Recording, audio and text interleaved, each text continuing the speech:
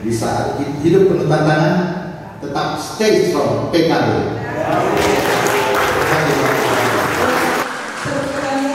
Beliau adalah Presiden Direktur dari PT PAL Indonesia 2012 sampai 2021. Juga setelah itu menjabat sebagai Direktur Utama BUMN ya PT Aneka Tambang 2001 sampai 2025. Terima kasih Bapak Niko. Baik, ini yang duduk di belakang boleh ke depan karena talk show-nya akan sangat hangat ya dari ya jadi bapak-bapak, bapak ibu, tante juga boleh ya ke ibu. Kalau ada pertanyaan boleh nanti disimpan dulu. Nanti di saat yang tepat kita boleh Q&A ya. Jadi yang di belakang boleh monggo dari teman-teman dari juga ya, dari teman boleh ya, boleh tanya juga, harus tanya ya. Oke.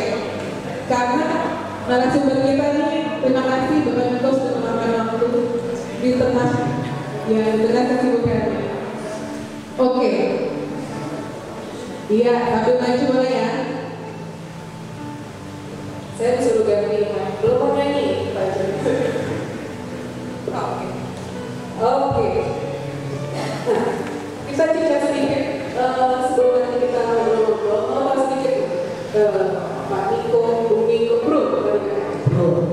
Iya, supaya Pak, jangan kita sepuas. Sudah tidak masih strong. iya, baik. Bro Niko. Jadi sekarang masih bukan. Setelah tadi kita lihat biografinya ya, Pak Jonan. Sangat menginspirasi kita semua. Jadi sekarang masih bukan ya? Sekarang ini masih jadi pengangguran. Jadi menikmati hidup dulu karena ada cucu. Jadi saya bersyukur sekali. Jadi sekarang ini saya bukan hanya saya langsung dengan cucu, dan juga mungkin akan jadi komisaris dari SOS Internasional. Itu medical. Oke, jadi sekarang menjadi sebagai komisaris SOS Internasional ya, International Hospital Bapak-bapak ya di Jakarta Selatan ya. Oke. Baik. Nah ini kan kalau kita lihat sosok Pak Niko ini cukup malang melintang ya. Beliau juga salah satu figur Christian yang juga cukup menginspirasi kita, betul ya, setuju ya Bapak ya. Masih semangat. Kita mulai tahu dulu. Jadi bagaimana perjalanan karir, perjalanan profesional Pak Niko itu juga sangat menginspirasi kita dalam karir kita kali. Jadi boleh ceritain sedikit perjalanan karir. Saya tuh lulus dari Fakultas Hukum Universitas Indonesia tahun 83. Kemudian saya join di law firm dulu, kantor pengacara. Tapi hanya hampir setahun di kantor pengacara, lalu saya juga diterima dan saya mendaftar di multinasional Argo. Ada Argo, perusahaan oil and gas. Saya diterima di bagian hukumnya dan saya berkarya di sana. Setelah Argo diambil alih oleh BP, total selama 28 tahun di Argo BP. Jadi sekali lagi saya juga bersyukur saya menjadi head of country daripada BP Indonesia. Jadi dari situ saya tuh diminta untuk jadi komisaris independen daripada Vale. Jadi saya tuh double job lah ya. Selain sebagai head of country dari BP, tapi saya juga menjadi independent commissioner dari Vale. 1,5 tahun dari tahun 2011 hari tepatnya saya diminta untuk menjadi CEO dari PT Vale Indonesia. Vale itu adalah perusahaan Brasil. Tadinya Inco, jadi mungkin buat teman-teman yang juga lanjut usianya mau berkabin pensiun yang tahunya Inco dulu. Inco yang di Sulawesi Selatan. Jadi saya berkiprah di sana puji Tuhan 10 tahun. Terus saya sudah selesai menyiapkan pengganti saya ada, saya tetap diminta menjadi komisaris di PT Vale, tapi di akhir tahun 2021 diminta untuk join ke Antam. Ya, kebetulan saya sekarang sudah 2 kali diminta ke Antam, tapi setelah saya pensiun dan menjadi komisaris, saya nggak ada alasan bilang bahwa saya masih bekerja sebagai CEO. Jadi akhirnya saya terima, tapi saya juga syukuri, saya terima, saya bisa berkiprah 3,5 tahun di Antam sampai tahun 2025 di bulan Juni yang lalu. Mungkin itu jelas. Dan waktu liburan di tahun 2021 saya juga sempat menjadi Managing Director atau CEO dari SOS International Indonesia. Tapi yang 6 bulan itu ditarik ke Antam harus lepas. Makanya begitu saya selesai, ya puji Tuhan, mereka minta saya untuk kerja lagi, tapi saya bilang janganlah, saya biar hanya sebagai komisaris saja, jadi tidak full time. Itu mungkin kira-kira yang bisa saya sampaikan. Menarik sekali karena waktu itu juga sebagai dari Valen dipilih, kalau saya lihat risetnya dipilih oleh Bapak Thohir ya, untuk itu menjadi Bil Antam gitu ya Pak ya. Betul. Oke.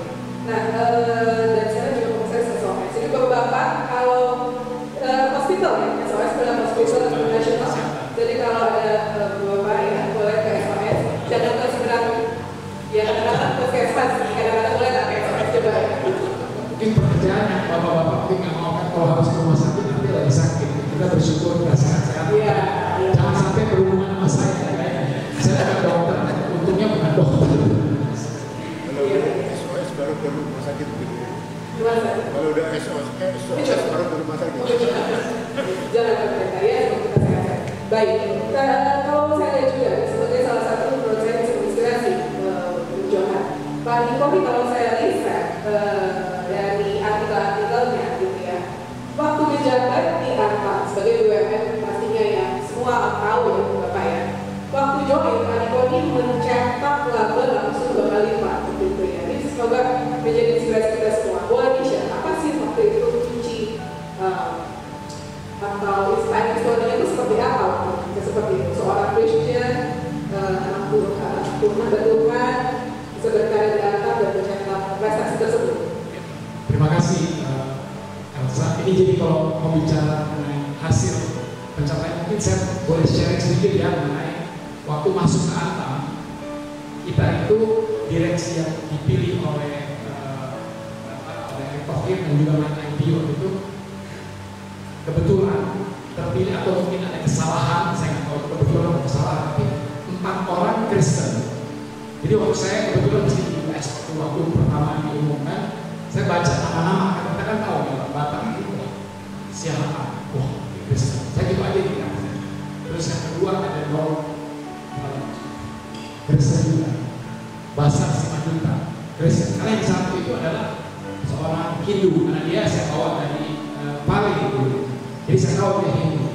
Saya lihat, waduh, ini semuanya Al-Kafir. Karena lima-limanya nggak ada yang Muslim. Kalau kita kan tahu ya, saya bukan seorang yang rasis ya terhadap agama. Jadi kita tahu kita bekerja di tempat yang Muslim dominated. Kita tahu sekarang Sowako, baik dia ada juga rekan-rekan itu ada di apa namanya sebelum itu ada di Maluku, dia ada di Sulawesi Tenggara, di Bogor, majority is Muslim. Itu adalah suatu tantangan tersendiri. Tapi saya percaya tidak ada yang kebetulan, begitu ya. Jadi waktu masuk ada 4, cuma itu membuat tugas saya waktu itu menjadi lebih berat lagi. Karena kan ini kita tuh bukan orang-orang yang karirnya ditempa di Antam. Jadi kita sampai di posisi itu mereka melihatnya adalah big problem. Jadi kayak ada pergantian masa dari orang-orang yang dipilih itu adalah tiba-tiba ada non-Muslim semua. Nah, jadi saya bilang tantangan lebih berat karena itu juga membuat resentment daripada karyawan secara menyeluruh. Jadi dari awal saya sudah tahu bahwa saya ini masuk ini saya harus bisa masuk dengan menjadi apa ya, menjadi contoh. Karena buat saya mencoba menjelaskan bahwa ini saya datang di Antam itu saya menyentuh orang dengan kasih, dengan bukan karena religion saya, gitu ya. Tapi kan nggak gampang. Kan kita tuh bicara mengenai, oh saya adalah plural, nggak bisa. Pikirnya bahwa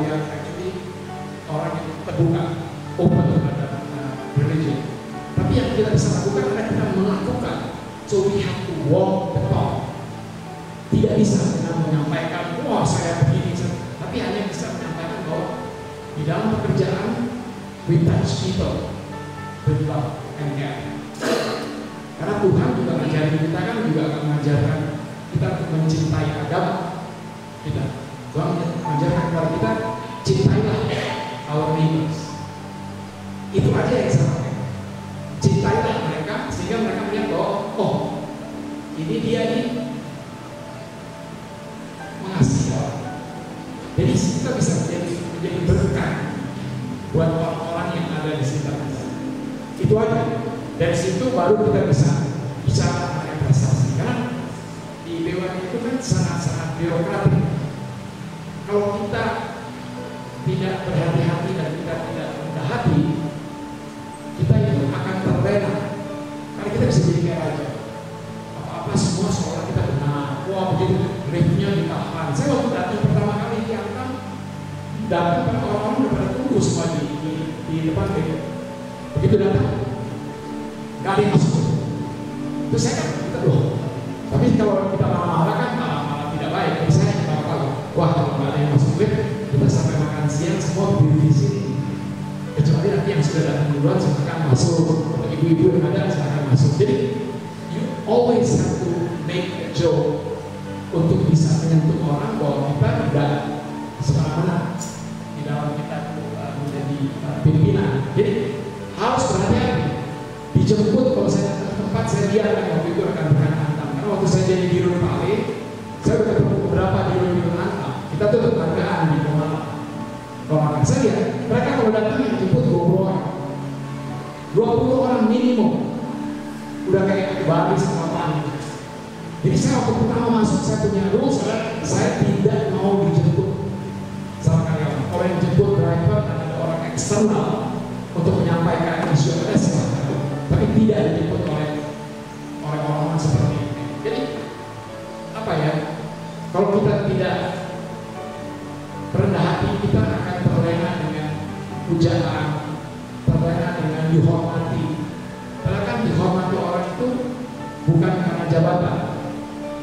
Kita itu harus tahu bahwa orang bisa lebih baik dihormati orang karena perbuatan dan bagaimana kita memberi, memanusiakan dan mencintai orang daripada karena posisi saya. Kalau karena posisi itu hanya temporer. Begitu saya habis hilang, akan dilupakan. Jadi dari situ baru saya bisa bicara mengenai hasil. Yang saya lakukan itu hasil daripada tim. Jadi mulai keterbukaan yang saya harus lakukan di Antam. Karena pertama kali Antam, mereka kasih paparan, terus ini ada 4 rekomendasi. Selanjutnya mohon arahan dari direksi.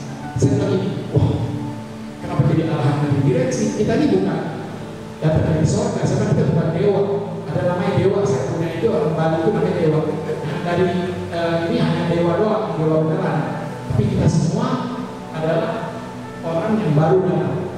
Jadi di dalam memaparkan ini harus memberikan rekomendasi berdasarkan evaluasi kami merekomendasikan 1, 2. Selanjutnya kami ingin mendengarkan perspektif, bukan menunggu arahan. Kalau arahan kan dari kami, jadi hal itu aja yang saya biasakan bukan, sehingga masalah angka itu the numbers will come. Kalau kita bekerja dengan hati, kita bekerja dengan compassion, kita mendapatkan kepercayaan, orang itu akan all out di dalam memberikan yang mereka punya terbaik. Jadi the numbers itu ya speak. Dan tentunya saya juga mesti akui ada beberapa banyak hal sebenarnya. Begitu kita lihat ke belakang, itu bukan karena saya menjadi religious sekali ya, tapi ini sebagai grace of God. Lagi dalam keadaan yang angkanya tidak bisa muncul, harga nikel tiba-tiba bisa naik. Tahun 2024 kemarin kita 8 bulan kita tanpa permit keluar dari SDM. 6 bulan pertama angkanya udah rusak. Tiba-tiba 6 bulan terakhir harga emas bergejolak tinggi tahun 2024. Itu kan bukan karena kekuatan kita. It is only by the grace of God. Jadi mau bagaimanapun juga yang tadi disampaikan oleh Ketua Johan Madu, dia bilang bahwa kita bukan karena kekuatan kita, tapi karena Tuhan. Jadi kebaktian juga ada kebaktian bulanan juga, puji Tuhan ada rutin dari mulai kita masuk. Pertama karena tadinya saya itu lebih direct oleh saya punya direktur keuangan Ibu Elizabeth, dia anaknya pendeta. Jadi dia dari awal kita masih ada siap, saya ada jalan. Tapi begitu keluar, akhirnya kembali lagi. Ayo kita ke minority dengan orang Bali lagi. Tapi ada kebaktian berjalan terus. Dan saya percaya itu didoakan selalu. Banyak masalah-masalah yang Anda hadapi, it is only by the grace of God. Banyak saya bisa share artinya orang yang bertanya lebih detail, tapi langkah itu ya bukan karena kehebatan seorang Niko Kanter, tapi it's only a combination daripada tim yang bekerja akhirnya memberikan yang terbaik, and then ada banyak juga hal-hal yang karena campur tangan dengan Tuhan. Iya, menarik banget. Jadi memang harus tadi kalau dari seorang advokat gitu ya, touch the people dan kasih gitu ya. Jadi itu sebagai seorang Kristiani juga kasih, dan nanti juga numbersnya akan mengikuti gitu ya, prestasi akan mengikuti. Nah tadi juga ngomong juga bahwa banyak masalah-masalah yang dilewati, yang kita bapak juga sempat jika dia lihat apa namanya sedikit apa namanya masalah yang dilewati akal gitu ya Pak ya. Ya boleh kita angkat sedikit buat untuk know-how. Jadi tantangan itu sebenarnya bukan harus diangkat, tapi apa sih tantangan terbesar dari perjalanan profesionalisnya seorang Bu Niko Kanter? Kita pengen tahu tantangan apa yang terberat. Dan apalagi tadi kan BUMN, saya mau satu, ini kan BUMN pertama kali Bu, berarti kok ya. Jadi contohnya itu, nanti lihat secara culture juga bikin shock juga gitu ya. Tapi apa sih masalah tantangan yang paling besar? Mungkin jangan masalah dulu, tapi tantangan itu. Jadi kalau saya garis bawahi sebelum masuk ke tantangan ya, masalah ya. Ada beberapa kata kunci yang saya perhatikan dari penyampaiannya Pak Niko. Yang pertama adalah kasih, ya kan? Ya itu ya, jangan salah nih. Ini lagi. Jadi pertama kasih. Yang kedua adalah kerendahan hati. Ya, yang ketiga adalah pemberdayaan. Artinya tidak searah, tapi kita juga mau mendengar. Yang keempat adalah kesadaran bahwa hidup ini adalah anugerah Tuhan. Gitu ya. Dan yang kelima adalah beliau ini sehat. Jadi wajahnya tidak sesuai umurnya, ya saya lihat. Karena orang yang bersyukur pada Tuhan pasti sehat. Dan pemain tenis yang baik. Ini luar biasa, sering juara ya.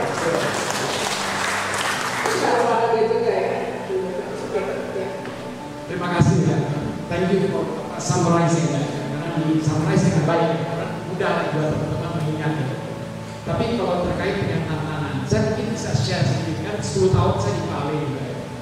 Jadi saya mau share aja bahwa waktu saya terima role di Pale sebagai CEO-nya, yang diberikan oleh shareholder Brasil sama Kanada, kamu tuh harus menyelesaikan negosiasi kontrak karya dengan pemerintah Republik Indonesia.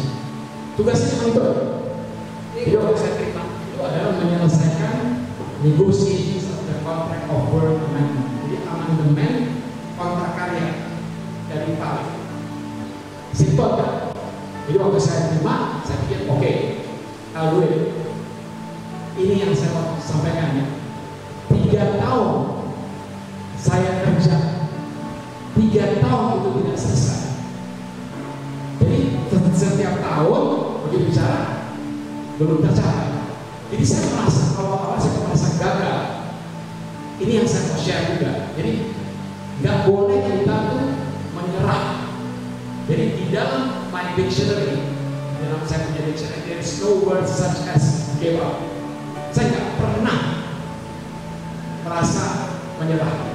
Tadi mungkin ada kaitannya juga dengan apa yang disampaikan oleh India. Jadi kita juga tidak boleh mendapatkan satu cobaan, tantangan, terus kita coba-coba nggak bisa. Dan saya itu kerjanya all out. Jadi one of my principle and my value in life is I work, I always try to give my very best. Not cukup. Anything I do in work, I strive to give my very best. Jadi I never want to settle for less. Jadi every day there is always a continuous improvement. Harus selalu lebih baik daripada yang kemarin.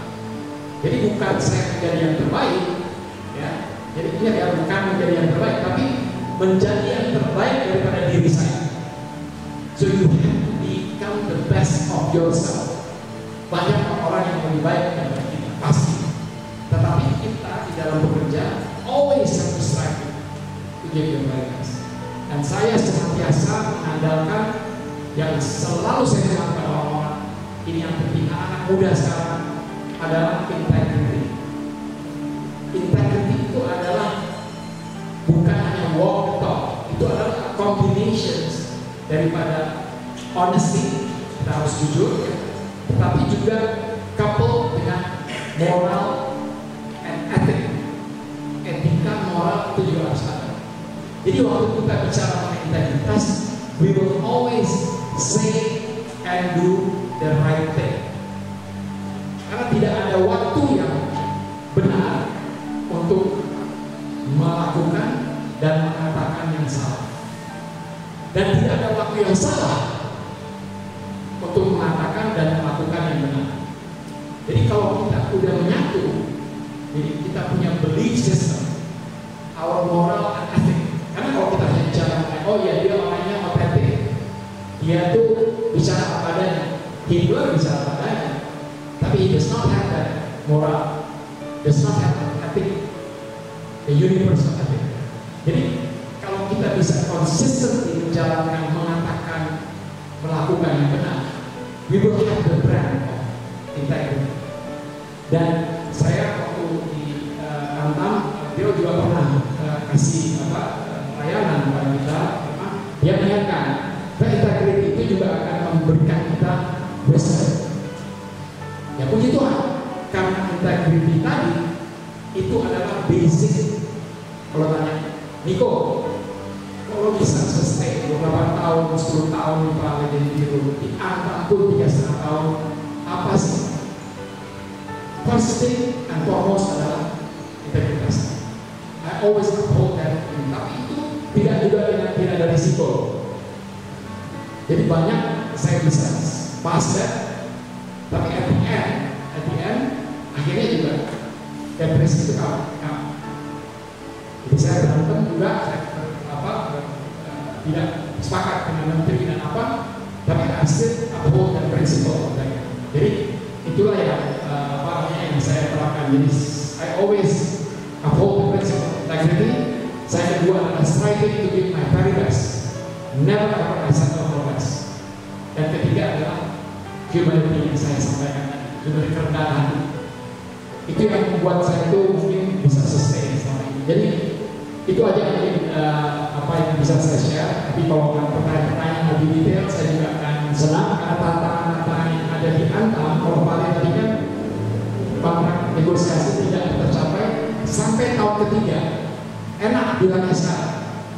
Begitu kita look back, kita bisa bilang, oh Tuhan terima kasih, puji Tuhan. Jadi sekarang suatu kita lagi di dalam pergumulan dan kita mengalami masalah, we always rely on ourselves. Tadi Pak Yohana bilang, kita mengandalkan kita sendiri.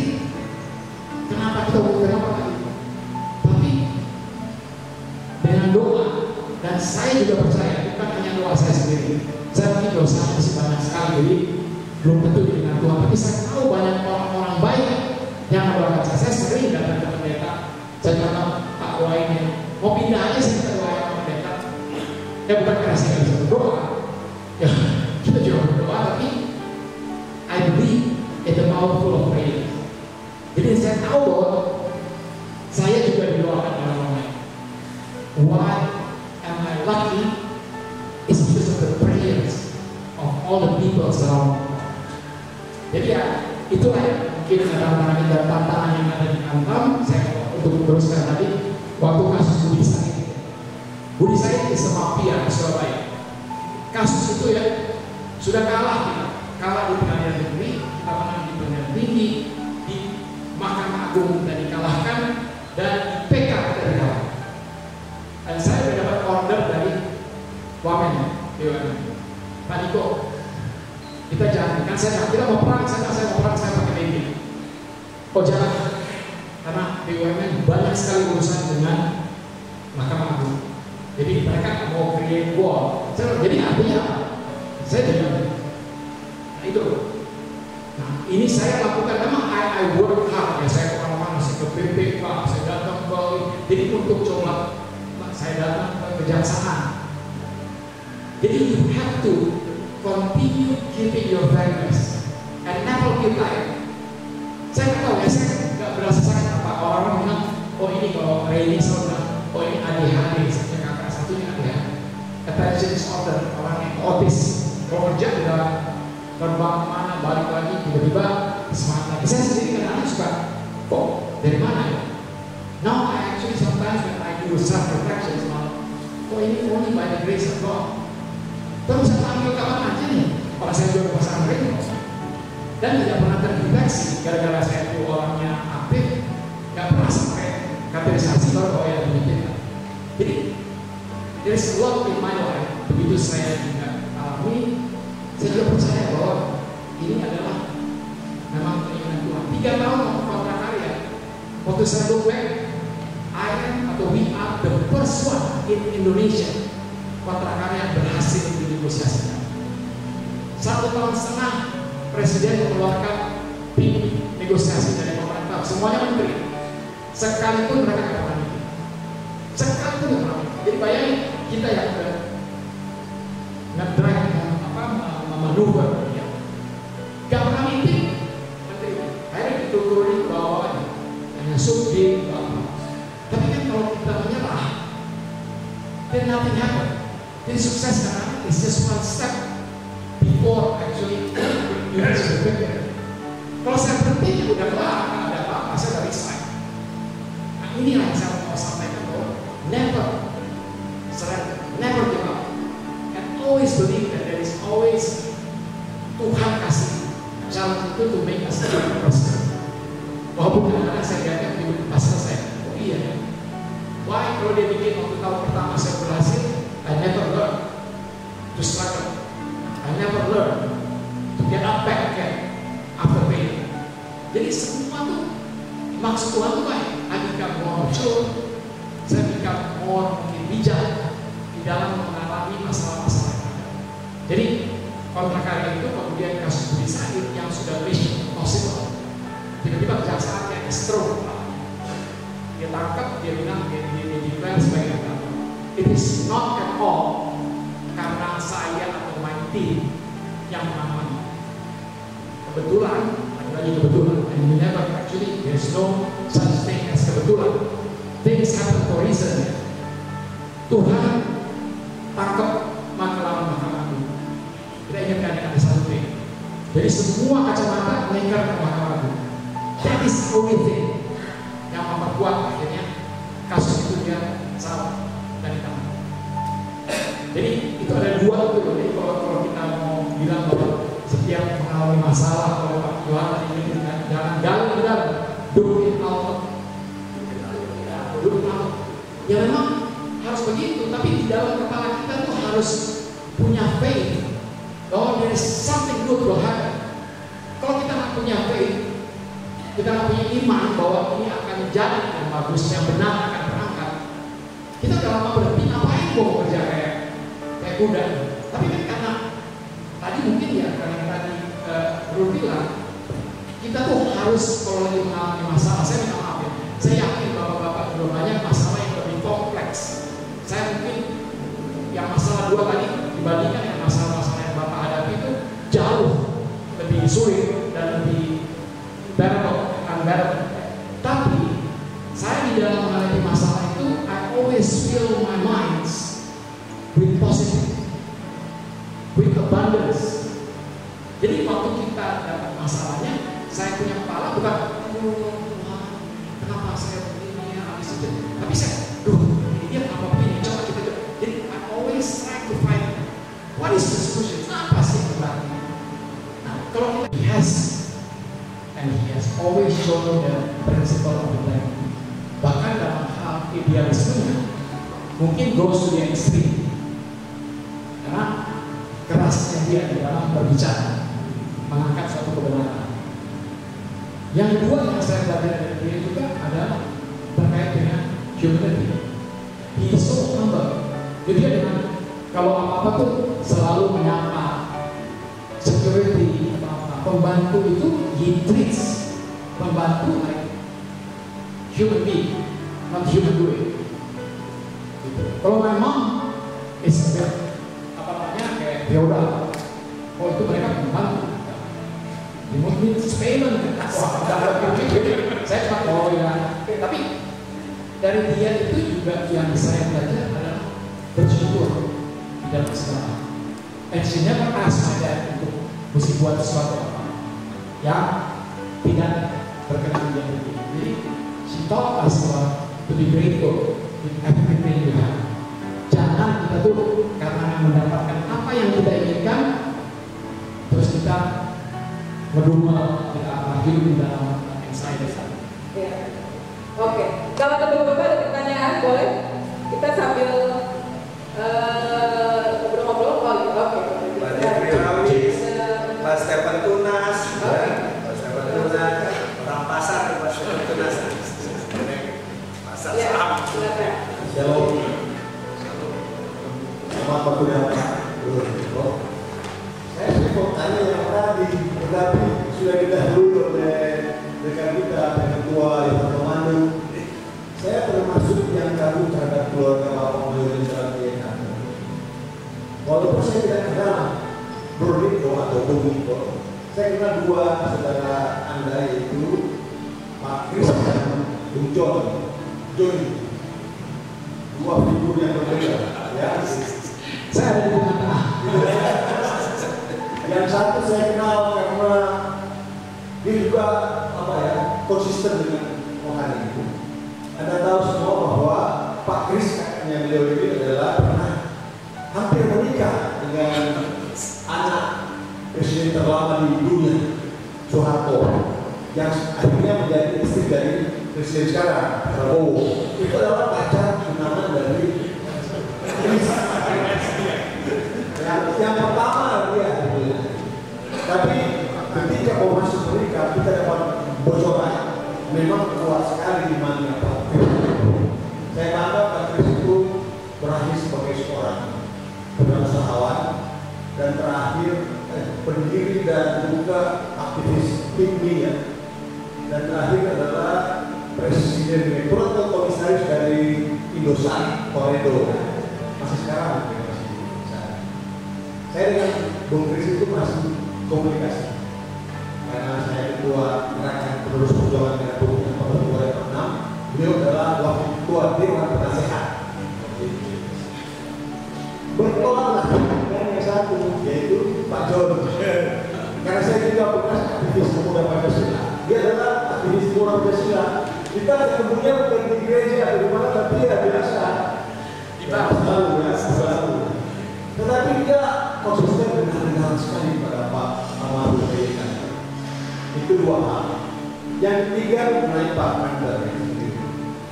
Saya dua kali join dengan beliau. Yang pertama ketika kakak di acara di asli tidak berangkat dengan para senior yang lain karena prinsipnya yang keras. Tapi ketika dia berbicara keras, maaf dia jatuh di depan saya gitu. Saya angkat dia itu, tapi tiba-tiba kuat lagi gitu.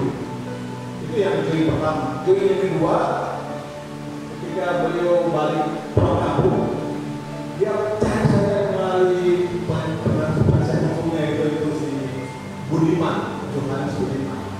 Kami makan bersama di rumah makan ikan mas di Soder itu. Miliknya almarhum NHM juga bapak. Teori seperti apa Pak? Pertanyaannya, bagaimana hubungan keluarga yang baik ini tetap terlihat dan konsisten dalam kerohanian, dan bagaimana tadi tambahan saya belum begitu puas dengan jawaban apa sih didikan dari bapak kepada Pak Niko yang melahirkan integritas, kerendahan, humanity, dan juga never give up. Terima kasih. Lanjutnya Pak Stefan Firman. Kita tamu dulu ya, Bapak ya. Tiga pertama ya. Terima kasih, moderator, terima kasih. Pak Niko, langsung saja pertanyaannya. Saya kan berkarir di swasta, pendidikan di BUMN. Ya. Pertanyaannya, bagaimana berkarir di BUMN terkait integritas kita kan? Kita mau menjalin relasi yang baik dengan menteri BUMN dan lain-lain, ya. Tentu banyak dalam tanda petik urusan politiknya juga. Bagaimana tips dari Bapak menghadapi urusan-urusan politik atau tekanan-tekanan politik terhadap kebijakan kita kalau kita jadi guru. Kalau di swasta kan lebih sederhana mungkin ya, ada urusan politik. Pokoknya profit selesai, gitu ya. Itu pertama. Yang kedua, bagaimana mempertahankan keinginan atau integritas kita di tengah banyaknya sendiri ya di BUMN ya Pak. Kemudian yang terakhir, bagaimana tetap menjalin hubungan baik dengan pemerintah, dengan Kementerian BUMN. Sekarang kementeriannya dihapus ya Pak, jadi BP ya. Itu yang bolehlah berbagi dengan kami gitu Pak, biar kami tahu banyak gitu ya tentang ini. Nah terakhir saya mau udah keluar dari Antam, harga masih naik terus. Dan luar biasa tahun ini naiknya ya, luar biasa. Saya trading emas juga Pak, online. Baik terus dan lumayan untungnya gitu ya. Itu dari saya. Terima kasih Pak. Ya, terima kasih. Baik, terima kasih. Mantap. Satu lagi, silakan. Ya, Bung dari materai mana? Oh, sorry.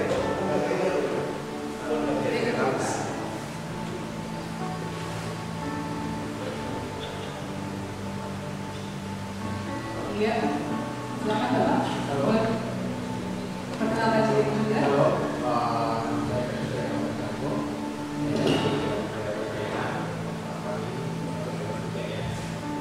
Pertanyaan tadi adalah sederhana.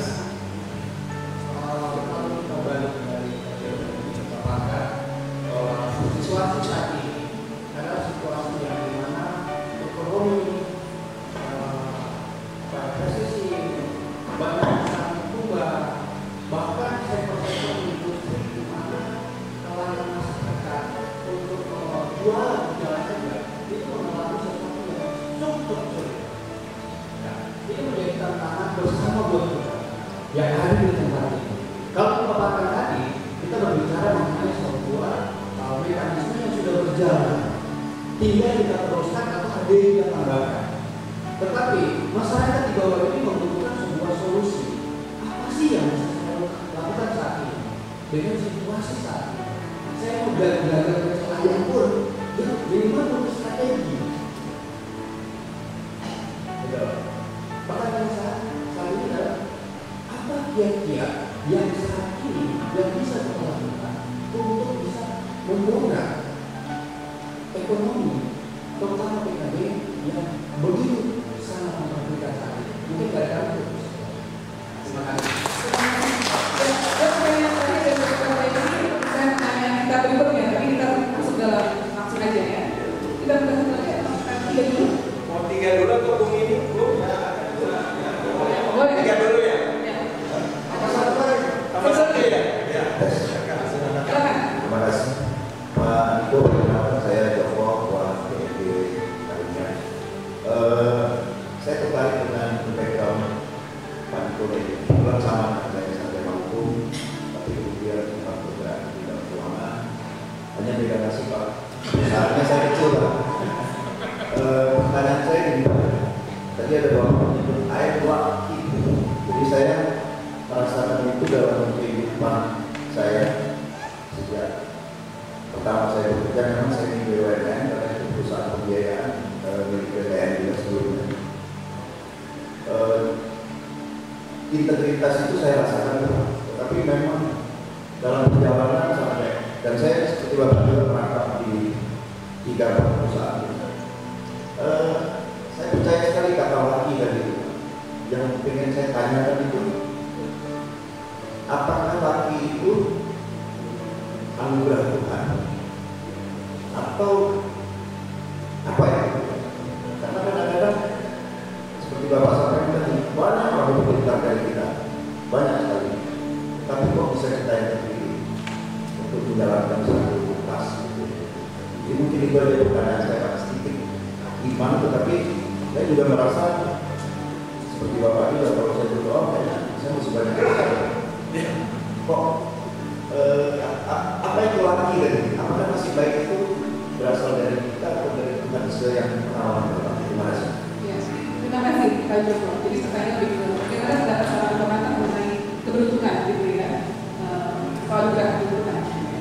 Baik, kita dikenal dulu Pak Joko. Pak Robi Sukmono ada?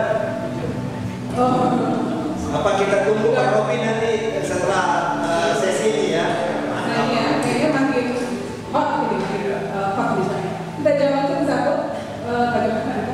Oke, pertama dari Pak Jeffrey bagaimana sebenarnya tadi Om Jeffrey bilang bahwa belum puas. Jadi bagaimana memberikan keluarga value dan keluarga?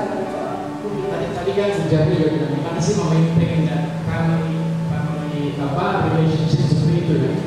Lagi-lagi saya sampaikan bahwa ini juga diimpose oleh my parents. Jadi kedua orang tua kami, ya baik itu ada si Chris, Johnny, saya, ada Reni satu lagi, itu both of them tuh mengatakan bahwa kita tuh sebuah itu harus selalu satu, saling mencintai. Jadi kita mungkin one of the very few family dan dulu dari my dad masih hidup dulu ya. Setiap hari Minggu kita harus kumpul. Setiap hari. Jadi habis gereja kita makan bersama. Dulu ya, ada yang bayar. Waktu kita belum apa, race sama apa semua, selalu dia kumpul, dia bayar. Jadi itu yang dia tanamkan kepada suatu strong bonding dengan family.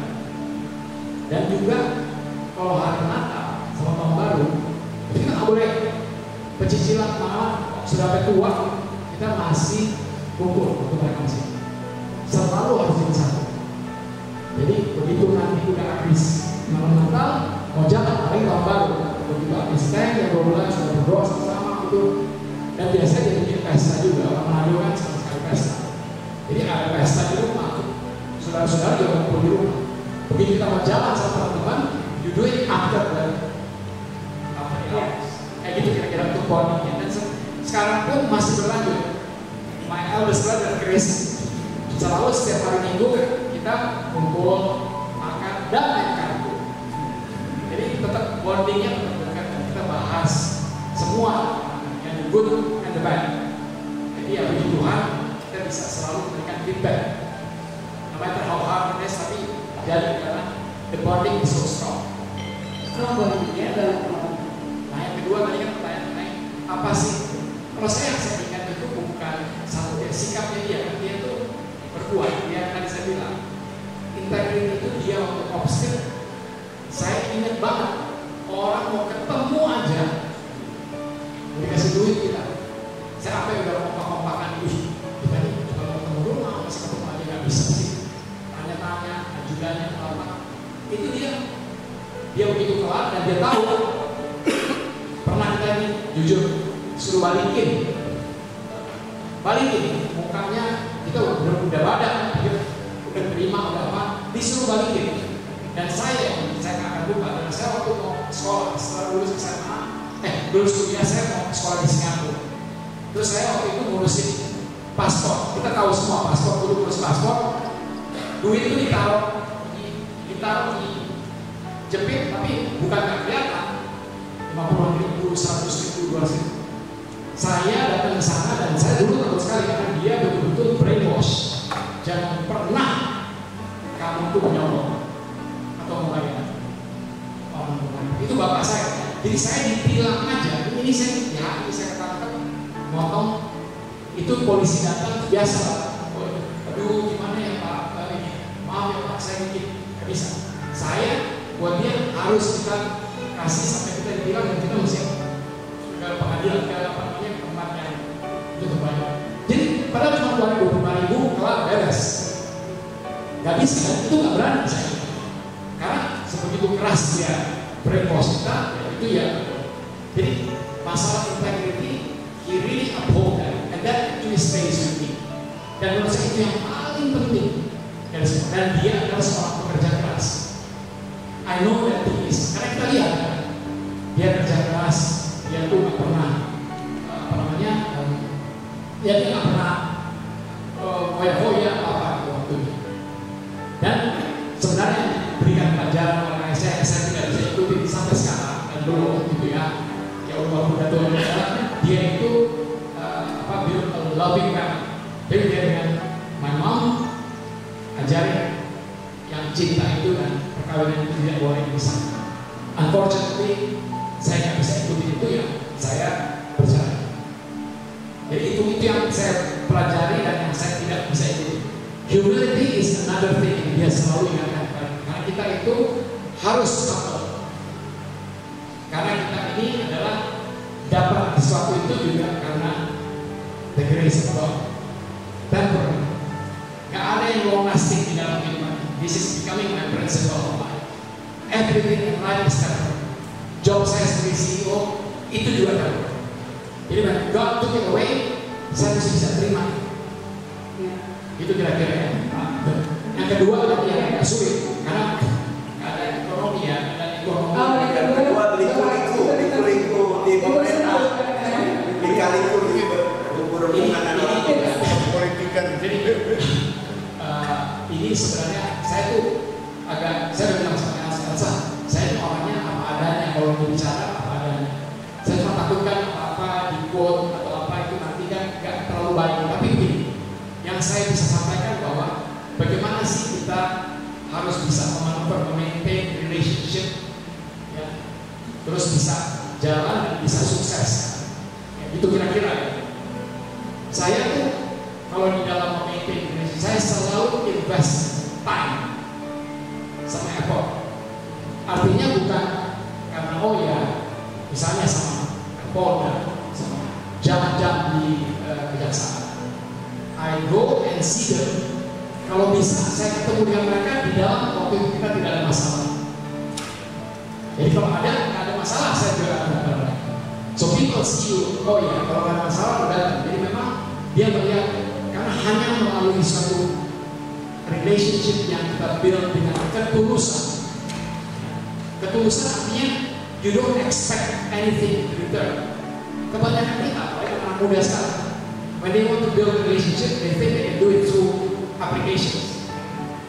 Like banyak sama happy, coba anak zilenial sama ini, nggak ada struggle di dalam mereka membina. Kalau nggak, that's it. Tapi buat saya di dalam membina hubungan relationship itu, I invest time. Jadi datang, kalau lagi nggak ada perlu juga kita ini ya. Jadi yang participate. Jadi kalau mereka melihat ada ketulusan dari kita di dalam berhubungan, waktu kita bermasalah, they see us as a safe person.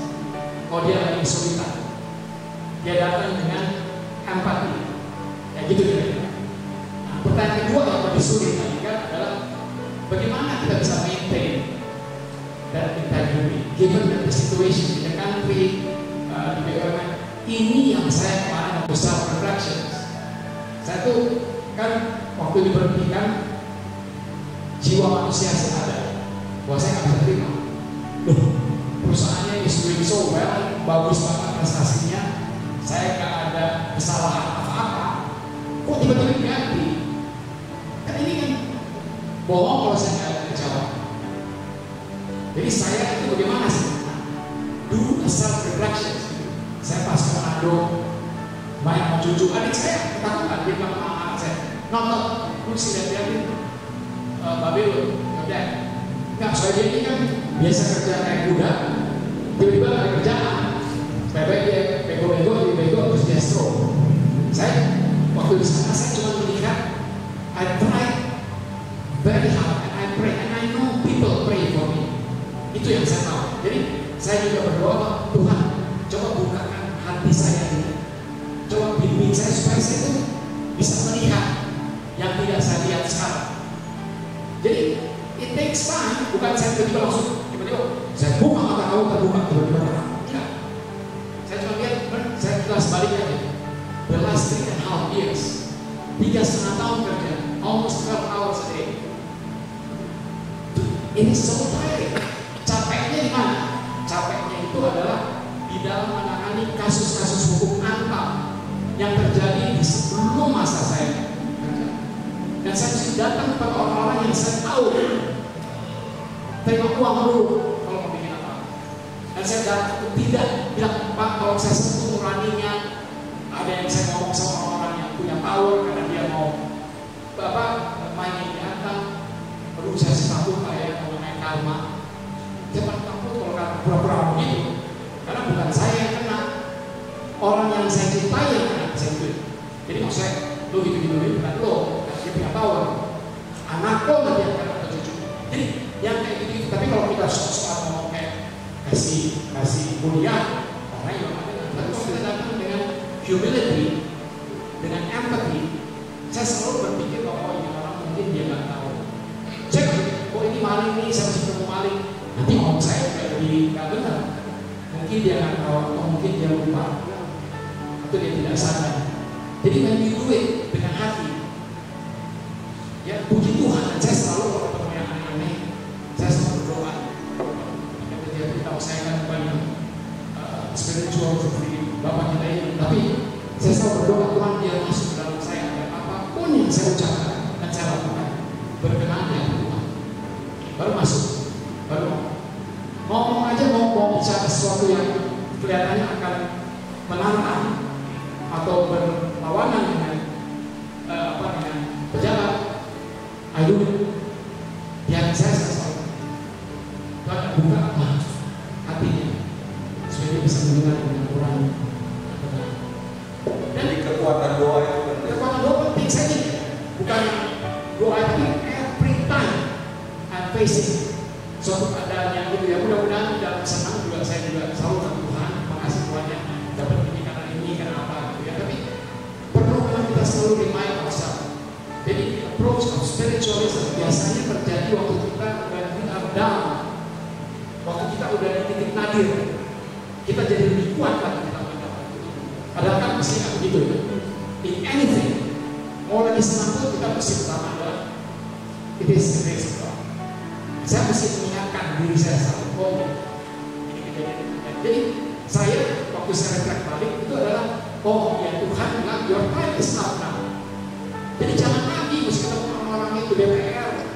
Kalau itu di luar negeri, saya nggak pernah bayar 39 tahun saya bekerja di multinasional.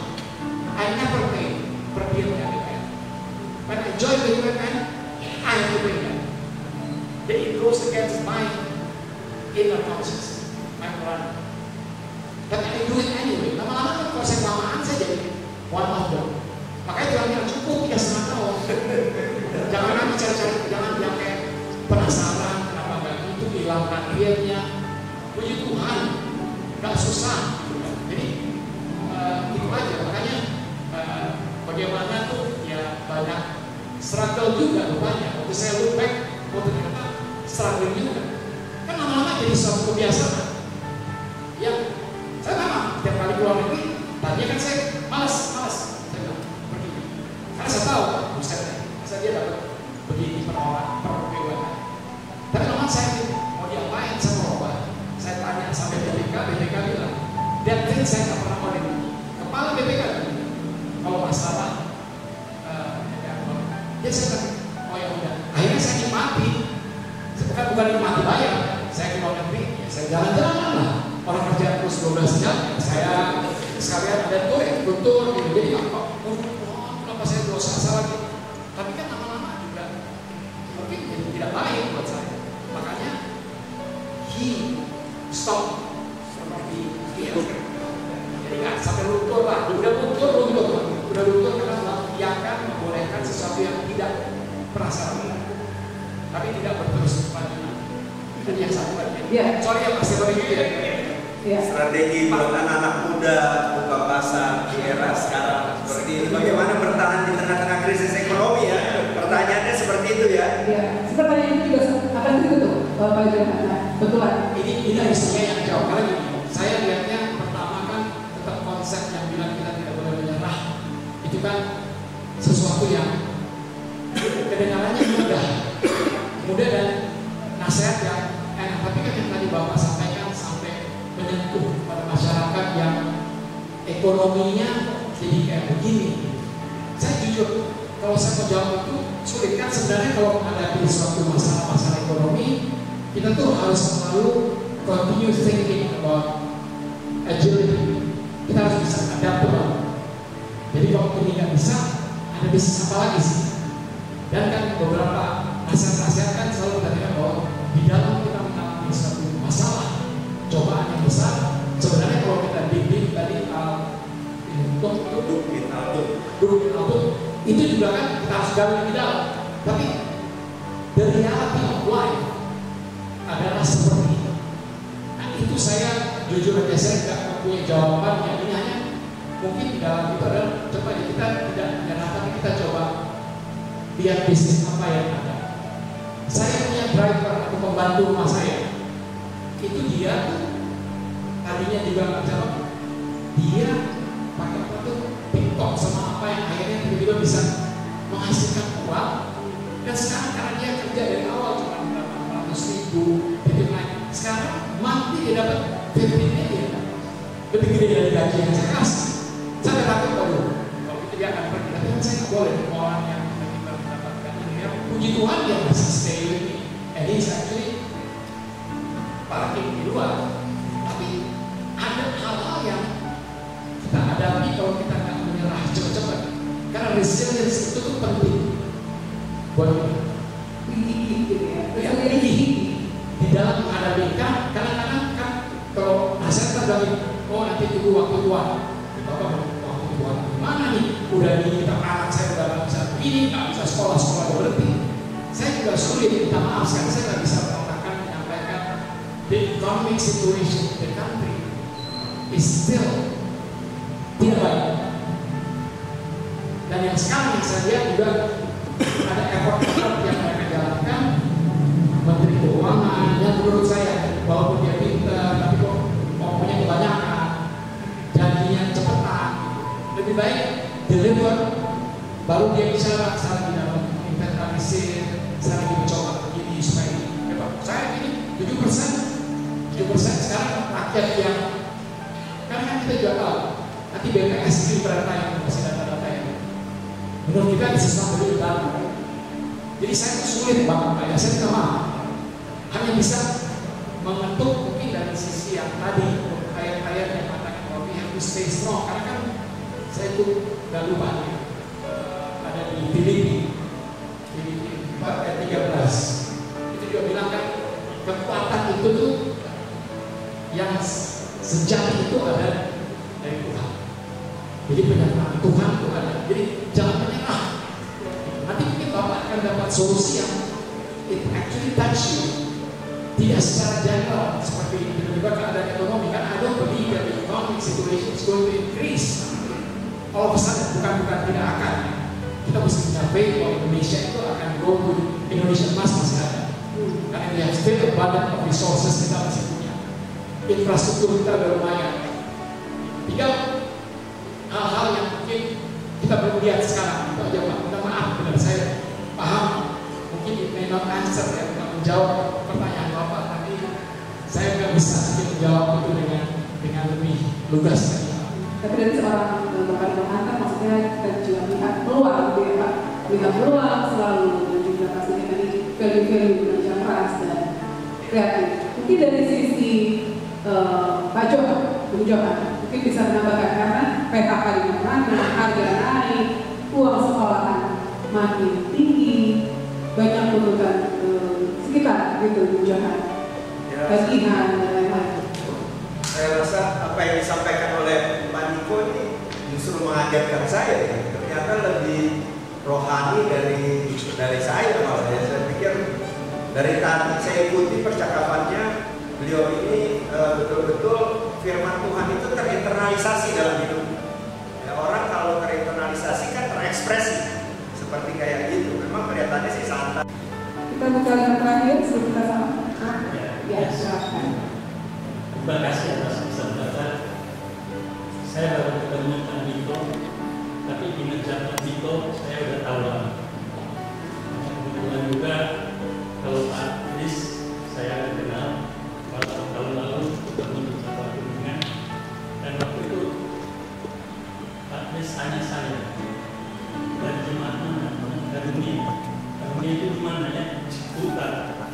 Tapi Pak Adis lupa pada waktu 20 tahun yang lalu kita lagi membangun pos pelayanan pelabuhan ini, saya kehilangan arah karena kas kosong untuk membayar duka.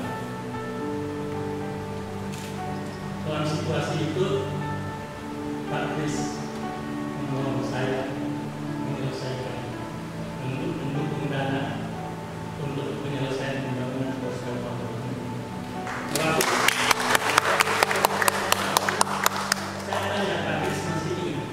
Dia lupa, karena memang dia berpikir ya apa yang sangat ingin dilakukan ya.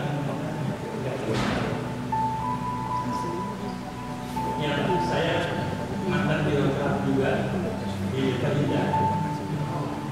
Saya pernah mengalami kepahitan yang luar biasa. Saya seminggu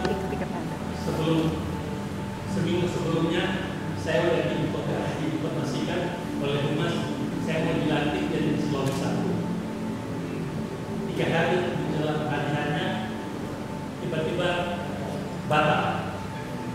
Nah, saya sebagai manusia sedih, tapi ada kawan baik seperti yang dari sebelah, dia datang ke ruangan saya, dia mengatakan kalau itu nggak jadi mau disalin. Tapi justru itu yang membuat kesedihan saya menjadi kekuatan. Saya nggak sedih kalau saya kuat, karena saya berpikir Kristus lebih hebat dari semua. Saya bisa menjalani tugas sebagai dokter sampai selesai. Saya sudah sekian tahun pensiun, tapi saya bangga saya nggak jadi itu, tapi saya mendapat tugas yang lebih mulia.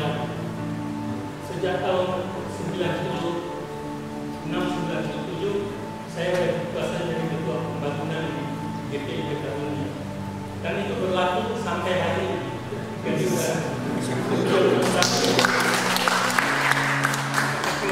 saya melalui, tapi saya selalu merasakan pertolongan Tuhan itu luar biasa.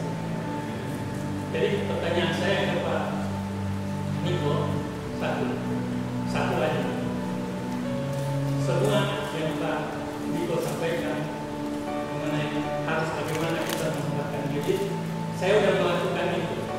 Tapi bedanya kalau Pak Kris itu bisa sukses itu bukan saya, tapi saya gagal karena saya salib. Tapi kegagalan saya itu justru itu kekuatan sampai saat ini di tengah kesibukan pelayanan saya tetap sehat, kuat dan merasakan kegagalan. Karena tenis juga, pemain tenis. Jadi Pak Niko tadi udah jelasin semua, tapi saya masih penasaran kiat apa lagi yang membuat di tengah persaingan yang luar biasa Pak Niko itu bisa eksis. Terima kasih. Kita tahu dulu. Belakang dulu. Oke. Ya. Halo, terima kasih. Tadi saya sangat setuju dengan kata Pak Niko tadi yang mengatakan bahwa pantang menyerah yang selalu didahulukan. Saya sangat setuju sekali dengan kata pantang menyerah itu. Tetapi mudah diucapkan dan sulit dijalankan, Pak. Itu yang kami rasakan. Kalau tadi bahwa saudara kita yang menghadapi masalah dalam situasi ekonomi yang sangat sulit, itu yang umumnya saat ini semua orang pasti mengalami. Dan berbarengan dengan itu kita harus cepat-cepat mengambil keputusan. Nah, pantang menyerah inilah yang perlu dibagikan pihak-pihaknya apa sih biar kita itu punya jiwa pantang menyerah. Kalau Pak Niko tadi backgroundnya mungkin dari keluarga tentara api kuat pasti ya Pak. Kalian dari mulai ada kemungkinan ada perlakuan dari jiwa-jiwa kita ini untuk memiliki jiwa yang pantang menyerah. Itu saja Pak Niko yang kami tanyakan. untuk membentuk jiwa Pantang Merah ini apa sih, dimulai dari mana sih agar kita itu bisa memantau kinerja dalam situasi yang sangat sulit. Ya, terima kasih Bapak. Kira-kira mudah Pak. Itu tidak? Tidak? Dari yang Gananto tadi, menantunya Pak Jeffrey. Dari. Nggak jadi? Nggak jadi. Oke. Tadi Pak di belakang. Oh, Pak.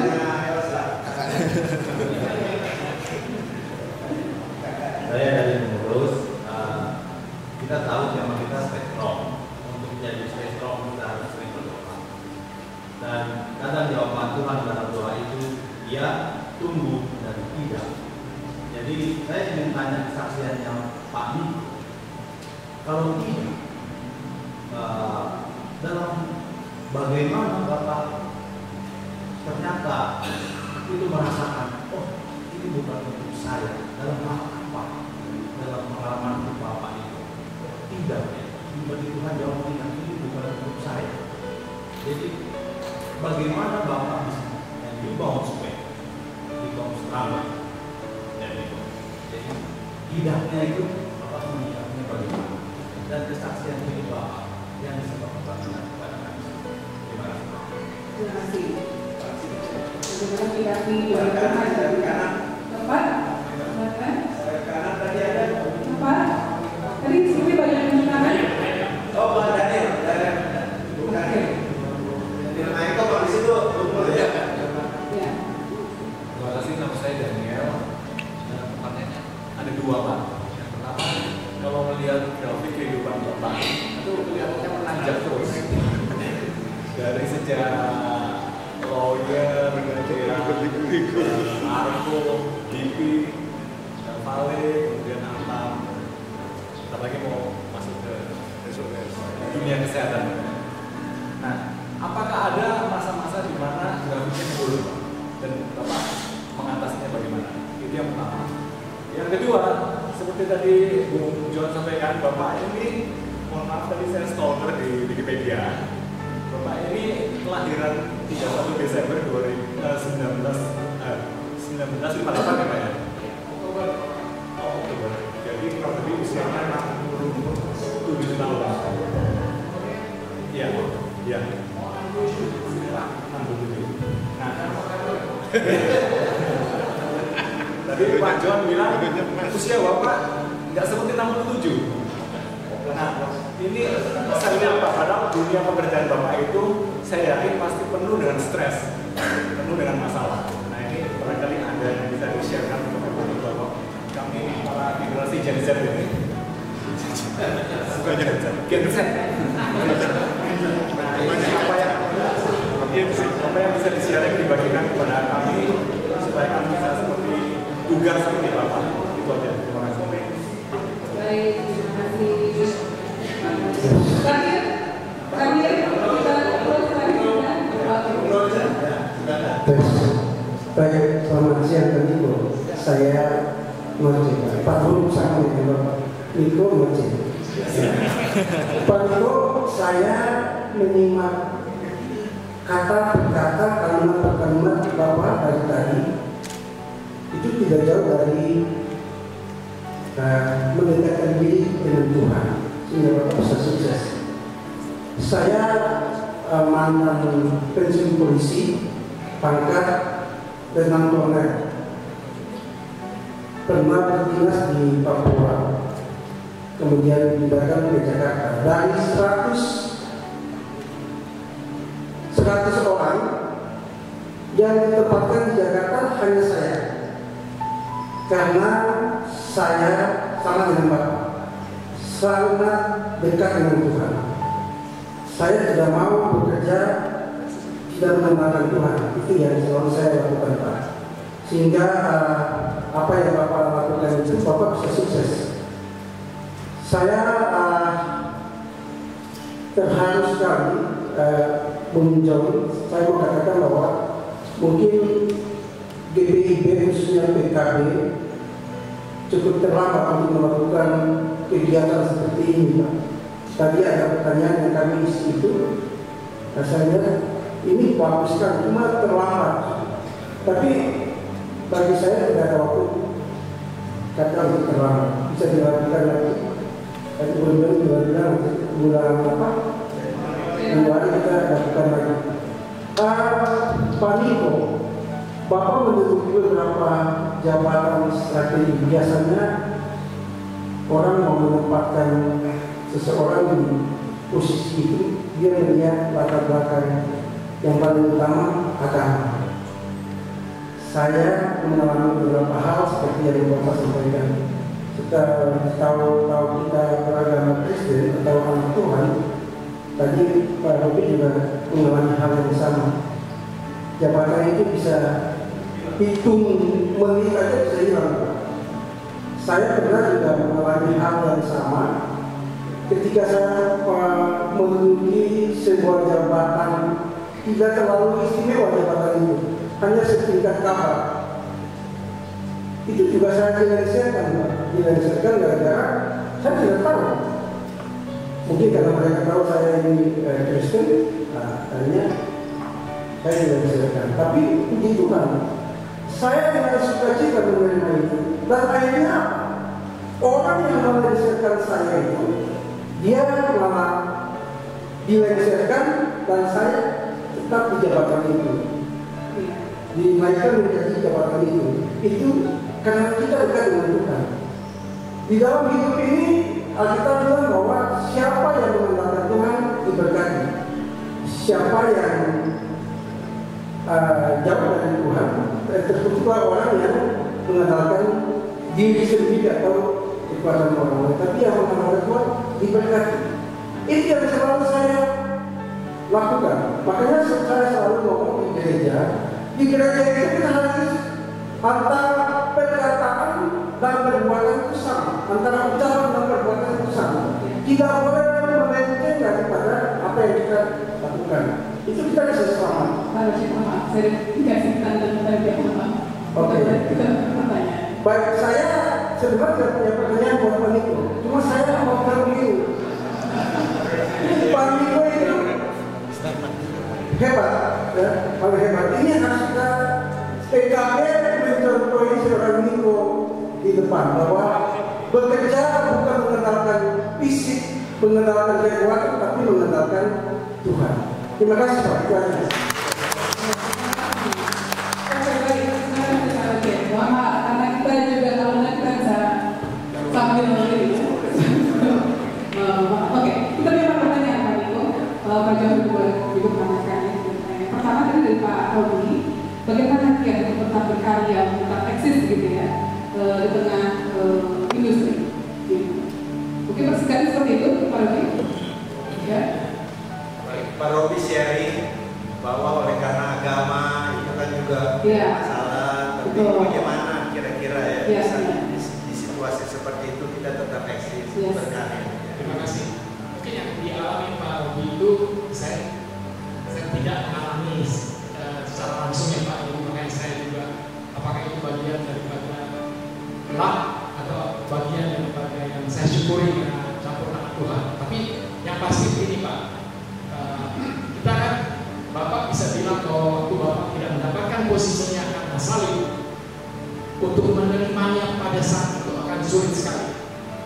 Saya yakin waktu kita going through that experience of disappointment, anger, ada pasti, namun tidak ada.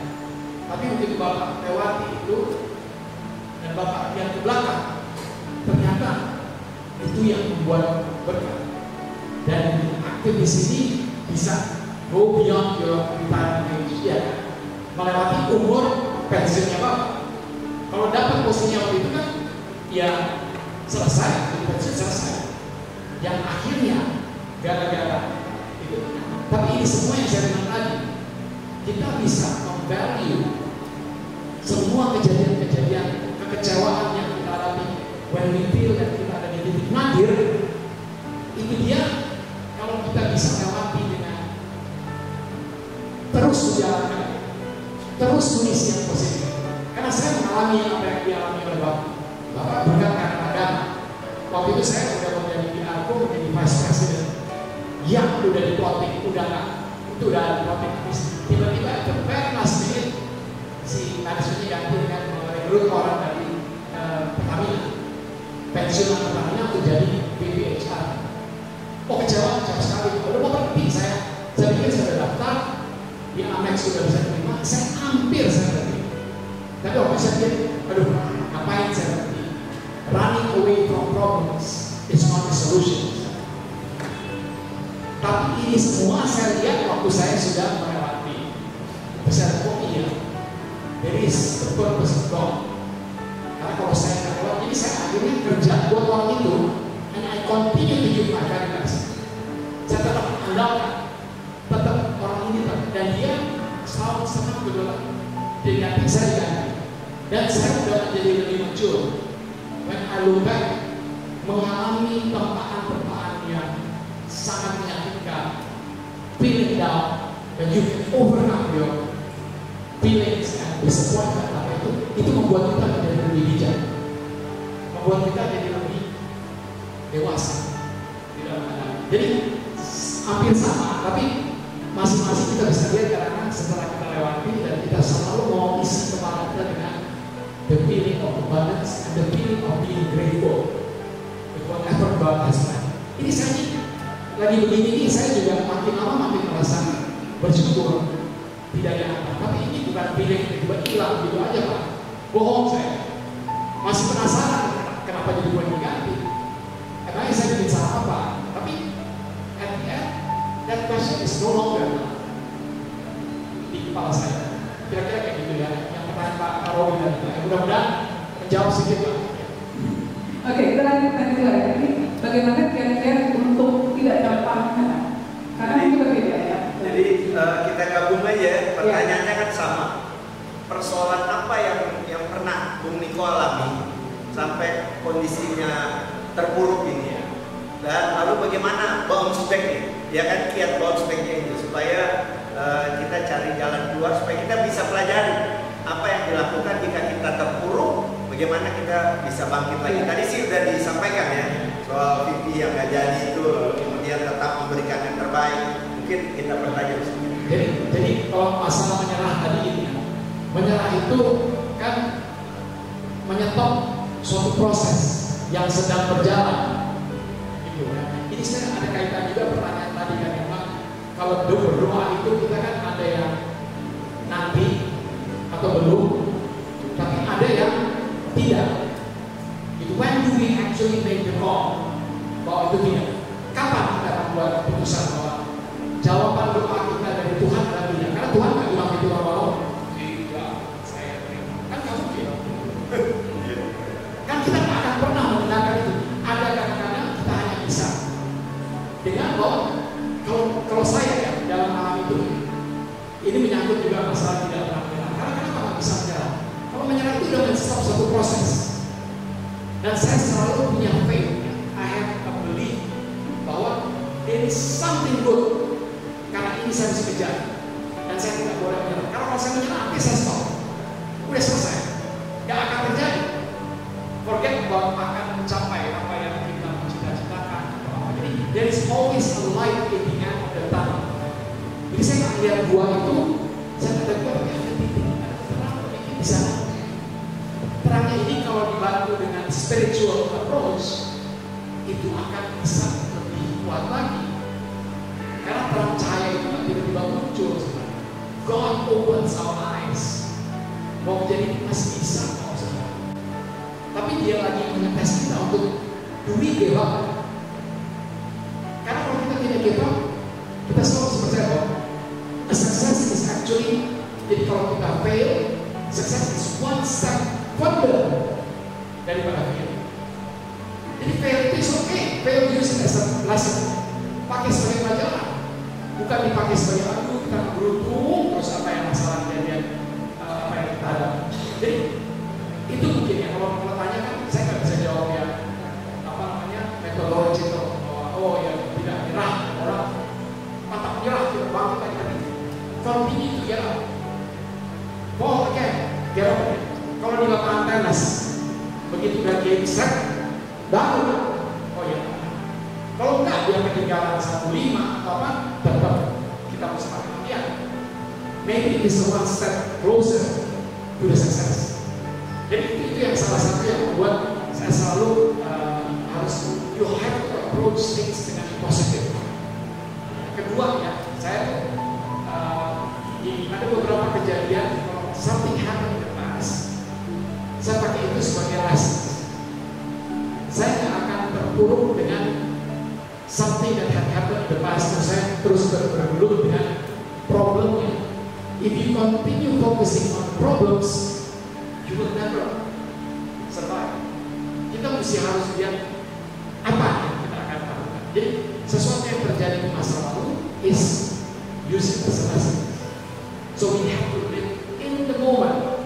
Kadang-kadang kalau kita live in the future, yang di kepala kita isinya rasa khawatir semua. Aduh, ini gimana ya kalau nanti begini? Nanti kalau ekonomi yang begini nanti. Kalau itu terus yang kita isi, itu jadi kita jadi takut. And you don't make any move. Ya, live in the present. Live in the present moment. Be thankful with whatever you have. Count the blessing. Semua itu pasti ada. Jadi ini nggak gampang. Saya nggak bilang bahwa, tapi kalau kita hidup ini kan bisa kita berlutut karena kejadian di masa lalu, dan kita nggak bisa keluar dari situ. Terus kita menyalahkan ini. Misalnya dia masih hidup, aduh saya begini. Kalau dia masih hidup, we have to move on. We have to forgive. Dan hasil supaya kita bisa fokus kepada something positive. Jadi jangan cepat tenggelam di dalam suatu keterpurukan, tapi pada saat bersamaan jangan berpikir hidup in the future. Hidup in the future make you worry. My God, what will happen? Aduh, Prabowo kayak begini. Jangan. Live at the present moment. Karena yang depan itu nanti dengan doa, dengan kita berupaya, when we continue to live our very best, something itu berat. Tuhan melihat betapa besar kita punya effort dan kita punya faith juga harus dikombinasikan. Jadi the mind has to be filled with abundance, something good in our minds. Kita datang tadi auranya jadi aura. Saya bukan apa ya, orang kalau bisa tertawa sih ini kayak gitu ya. Kalau saya lihat aduh bisa mafia, saya nggak akan mungkin kalah gitu. Muka saya juga jadi peot. Ya gimana mau punya aura tadi. Aura itu harus datang dengan suatu faith, believe bahwa whatever that I do, especially I do it in the name of God. Tapi kan kadang-kadang datangnya belakangan. Supaya kita datang baru oh iya, coba kita muliakan Tuhan dan kita percaya bahwa ini akan terjadi. Karena yang benar itu akan diangkat oleh Tuhan. Kadang-kadang tidak. Nah, tapi saya tidak mau fokus kepada jawaban tidak tadi. Nanti kalau saya sudah lakukan yang terbaik, ada jawaban pertanyaan tadi. When do you call? Jawaban dari doa kita itu adalah tidak. Itu adalah when you have done your very best until the very last day. Bahkan kadang-kadang kita dibuka.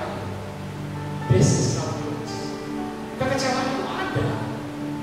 Tapi when we look back, kan the virtue of the blessing itu biasanya kita lihat setelah kita lewati. Oh, memang Tuhan yang mengatur.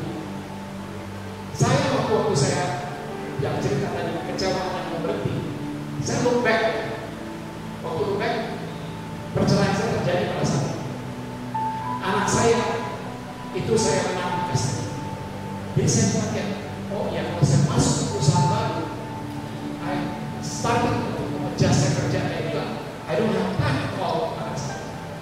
Jadi, tapi itu semua versinya baru dilihat itu I look back. Mau mengalami, saya harus hadapi, saya harus terus continue filling my minds with positivity.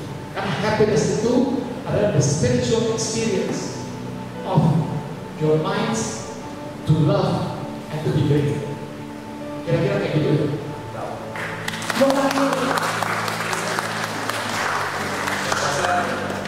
Ini hal yang menarik ini ya. Motivasi tanpa aksi itu halusinasi.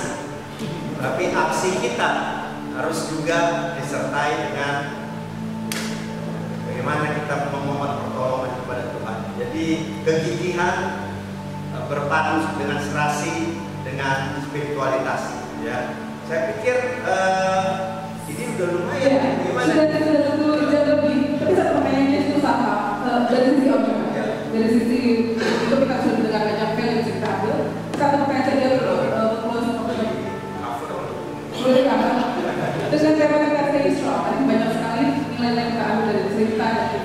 Bu Niko. Tapi kepada Bu Johan, apa peran PKB gitu ya dalam mengayomi, dalam mendukung bapak-bapak dalam tema stay strong untuk kedepannya dan dalam volatile juga pasti ada paham. Ya, saya pikir kita semua bapak-bapak ini sadar bahwa kita diberikan kemampuan oleh Tuhan yang tidak gampang tuh ya, yaitu untuk jadi payung di tengah-tengah keluarga kita. Karena istri nggak bisa jadi payung, kadang-kadang kita yang mesti tampil sebagai payung. Jadi harapan saya sih ke depan bahwa kegiatan-kegiatan ini kita bisa lakukan lebih sering PKB teman-teman, supaya ini kan dua nih. Hari ini kita dapat dari Bu Niko, yang pertama adalah spiritualitas kita semakin terbangun. Yang kedua, kita diperkaya wawasan kita untuk jalan kehidupan ini. Jadi ini paket lengkap yang kita dapatkan hari ini. Terima kasih banyak. Saya lihat akhirnya ya, saya lihat masih banyak pemikir-pemikir yang mau berbicara nih. Ada Pak Webidel, ini juga sebenarnya teman-teman yang mampu juga, di belakang sana juga masih ada. Jadi Bung Niko, yang saya mau bilang begini, masih ada jilid 2 nanti kapan? Bung Niko masih bersedia ya untuk datang bersama-sama kami. Juga dengan PKP dan gerakan pemudanya, supaya apa yang disampaikan Bung Niko ini sangat bermanfaat sebenarnya untuk gerakan pemuda, ya, anak-anak muda kita supaya makin diperlengkapi. Kalau bisa nanti undang juga teman-teman dari Unpam depan, supaya gereja dan universitas bisa jalan bersama-sama. Ya, kalau kita nggak eksklusif, tapi kita undang juga teman-teman dari Unpam. Saya mau closing statement dengan mengatakan bahwa semua ini perlu ya kita jalani secara paralel, bahwa doa tapi juga usaha. Dan satu kata dari Bu Niko yang kita pelajari adalah jangan pernah menyerah. Ya. Jadi aja Kristen ulang. Kok Kristen ulang? Kenapa Kristen ulang? Pernah nggak kita lihat ulang berjalan mundur? Nggak pernah. Ulang itu selalu berjalan maju. Kita juga biar sedikit tapi tetap maju. Dan nggak usah lihat kiri kanan, Elsa. Nggak usah lihat kiri kanan. Karena Tuhan ciptakan kuda yang cepat, tapi Tuhan juga ciptakan kura-kura yang lambat. Dua-duanya sampai di bahtera. Selalu ada cara Tuhan untuk membuat kita bahagia. Saya rasa itu aja. Terima kasih.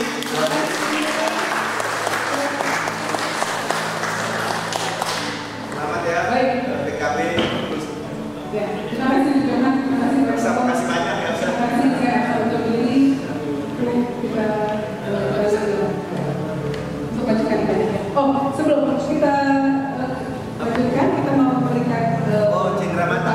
Ya, terima kasih. Saya persilakan kepada Kak Freddy. Masih BMW nggak bisa, ada di depan BMW. Kita bagikan dulu. Bagaimana Indonesia termani satu bagian ya, baik. Ya, yang kedua dari Pak Robi Final.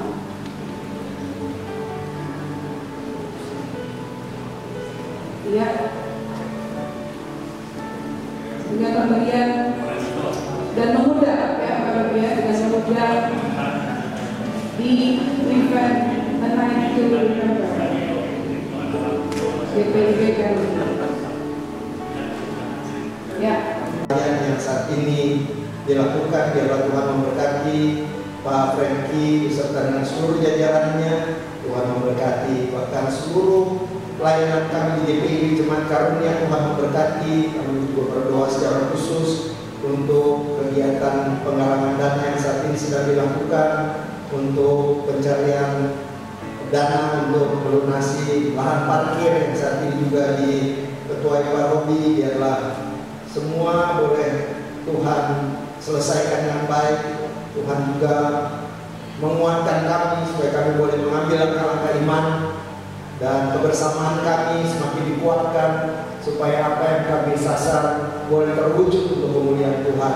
Berkati Pendeta Ellen, Pendeta Maria, dan PHMJ, seluruh presbiter, Tuhan memberkati unit misioner, dan kami percaya bahwa kebaikan Tuhan dinyatakan sehingga GPI Jemaat Karunia boleh menjadi buku Kristus yang terbuka di tengah-tengah masyarakat.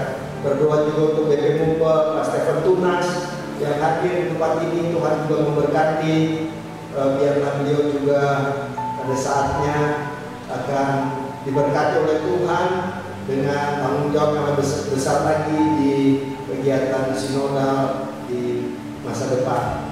Tuhan juga memberkati Pak Jeffrey Sopotan yang hadir pada siang hari ini. Biarlah Tuhan memberkati Pak Jeffrey, menjaga kesehatannya bersama dengan Ibu Leri, anak-anak dan cucu-cucu. Kami percaya sekali Tuhan memberkati hamba Tuhan, berkati Tuhan itu tinggal tetap selama-lamanya. Berdoa juga untuk teman-teman PKB di Bahra Iman dan Kinasi yang hadir. Tuhan juga memberkati langkah layan kami sekalian bersatu dalam keluarga besar PKB BPB, sehingga kami boleh menjadi saksi Kristus yang kredibel dan kompeten. Berkati Pak Prabowo beserta dengan seluruh jajaran pemerintahan Indonesia boleh semakin sejahtera karena kemurahan Tuhan berpihak pada pemerintahan rakyat, sehingga pada gilirannya krisis ekonomi ini boleh semakin kami hadapi dengan kuat, dan kami juga boleh mendapatkan lahan pekerjaan yang baru bagi mereka yang menganggur, peluang-peluang ekonomi yang terbuka bagi mereka yang saat ini sedang berusaha, ekonomi semakin bergerak, dan pada gilirannya anak-anak, cucu-cucu kami, keluarga kami juga boleh semakin sejahtera di masa depan. Terima kasih banyak Bapak. Secara khusus kami mau berdoa untuk Pak Taura, Pak Henry yang saat ini sedang menjalani cuci darah, yang saat ini juga sedang mengalami situasi kesehatan yang tidak begitu baik. Bahkan ada banyak kemungkinan yang saat ini sedang terjadi. Tuhan lihatlah Pak Henry, biarlah Tuhan juga memberkatinya, Tuhan menyembuhkannya oleh karena kemurahan Tuhan, dan melalui kebaikan, kemurahan Tuhan, kesembuhan boleh terjadi, dan Pak Henry boleh semakin bersaksi kepada Tuhan bahwa kebaikan Tuhan telah dinyatakan dalam hidupnya. Berkati dokter, perawat, obat-obatan, bahkan biaya yang saat ini diperlukan, biarlah Engkau cukupkan. Terima kasih banyak Bapak. Saat ini juga kami menaikkan doa-doa kami sebagai ayah, sebagai suami, di mana saat ini seringkali kami menghadapi pergumulan kehidupan yang sulit kami ceritakan kepada orang terdekat sekalipun. Saat ini kami boleh tersenyum, tapi dalam hati kami seringkali mengalami situasi sulit.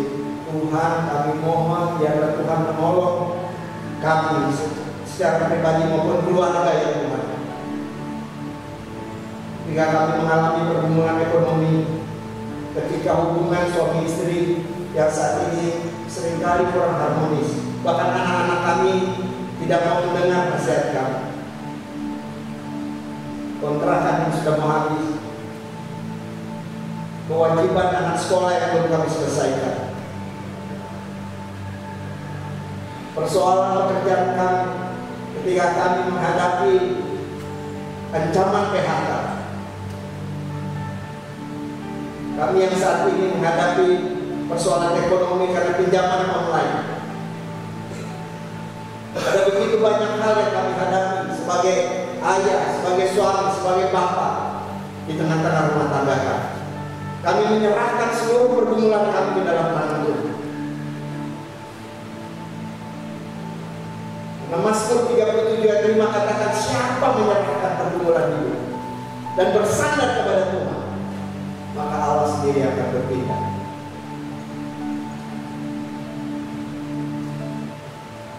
Ya Tuhan, dalam pengasihan-Mu kami mohon, pelihara hidup kami ya Tuhan, di dalam Kristus yang telah mengajar kami berdoa.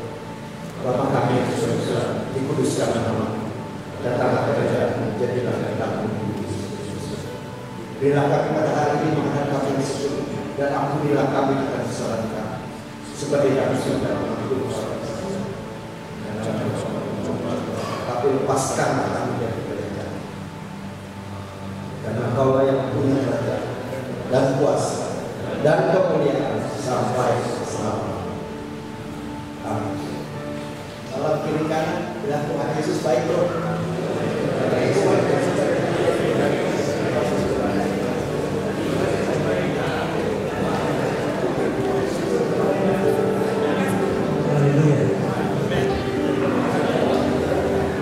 Tuhan itu sungguh mulia.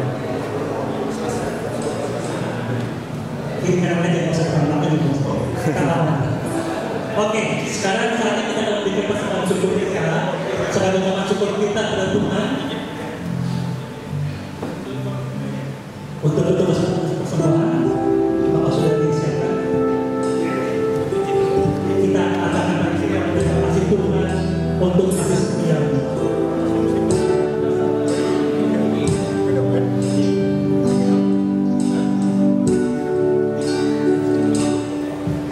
Terima kasih Tuhan untuk kasih setiamu.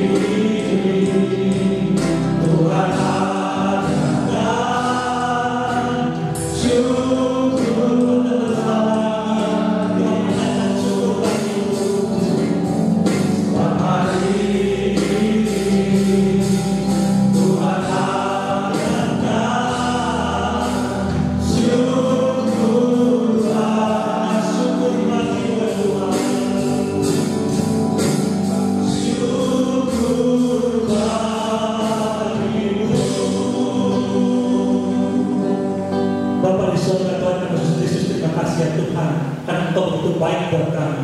Dan sebagai ungkapan syukur kami atas kebaikan-Mu, kami berikan persembahan syukur ini Tuhan. Kami percaya Tuhan semuanya berasal dari saja Tuhan.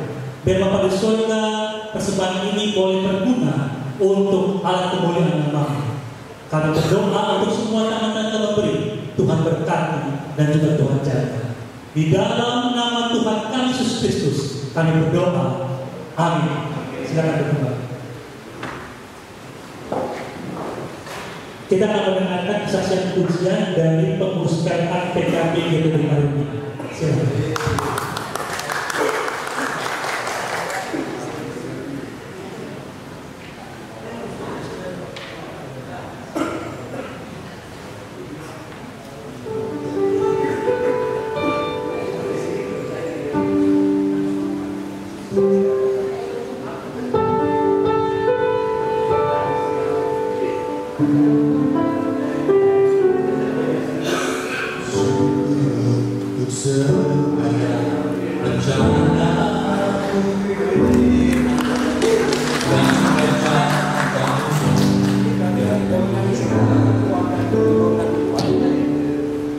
Dan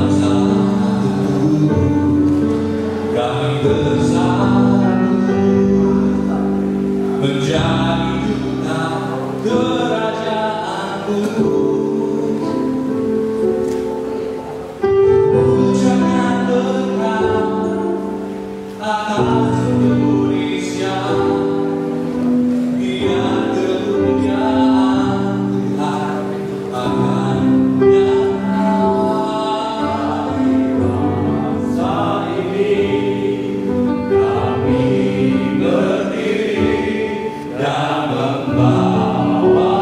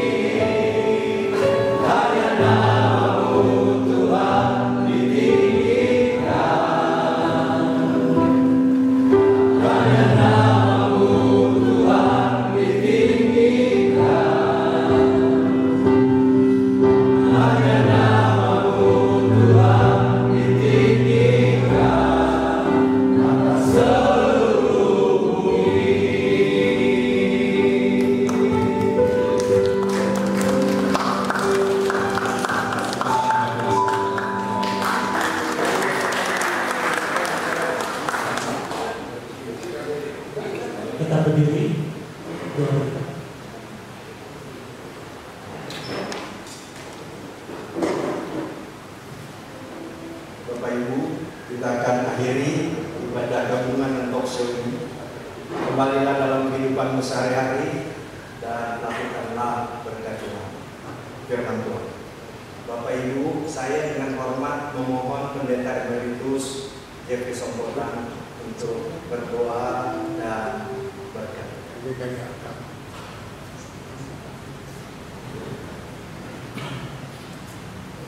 Ya Bapak Ibu, pakaian saya nggak pantas untuk mengucapkan berkat karena dari dahulu pada awal nanti diminta mari kita berdoa dan memohon. Bapa di surga, segala puji dan syukur kami naikkan kepada kami sungguh bersyukur karena kehadiran Pak Ibu Kantor dan seluruh yang hadir saat ini menikmati persekutuan dengan saudara-saudara seiman dan menikmati persekutuan dengan Tuhan. Sungguh indah kami menikmati semuanya karena anugerah Tuhan yang besar. Biarlah kami diberkati Tuhan lewat kegiatan ini dan diberkati Tuhan dalam terus membangun persekutuan Bapak di jemaat kami masing-masing, khususnya di GPI Jemaat Karunia. Diberkati Tuhan dalam rumah tangga kami masing-masing dengan sejahtera Tuhan. Terimalah berkat. Anugerah Tuhan kita Yesus Kristus, kasih karunia Allah Bapa di dalam persekutuan Roh yang Kudus menyertai kita sekalian sekarang dan selamanya. Amin. Bapak, terima kasih.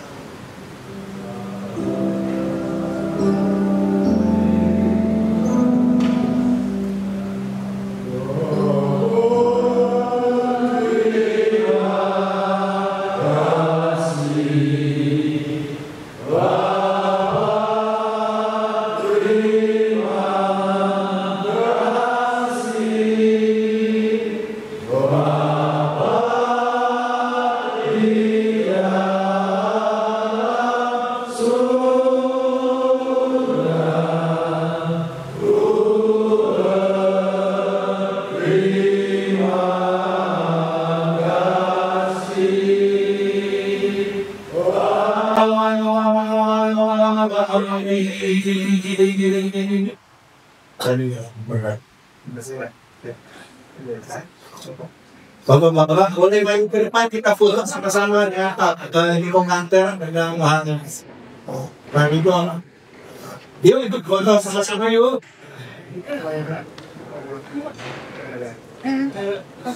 Silakan. Kompromi dari Waidongko. Silakan. Tunggu resmi ini. Silakan, yuk, foto sama-sama. Oh, belakangnya,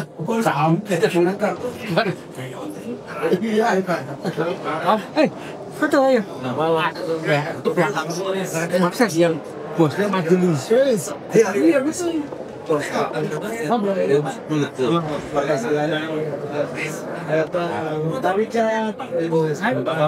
Silakan ambil tempat untuk foto. Silakan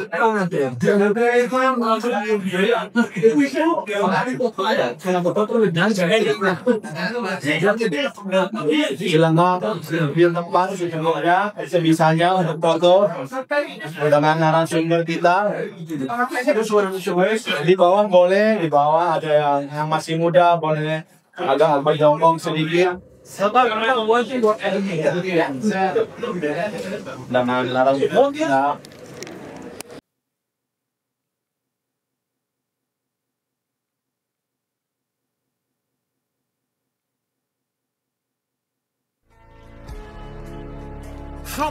Stay strong PKB.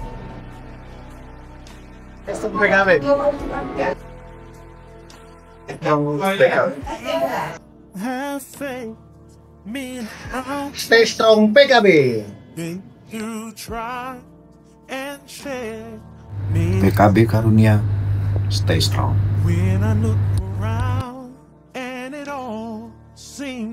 Strong PKB. I won't fear. PKB. Stay strong PKB. I'll be still and know. Stay strong PKB.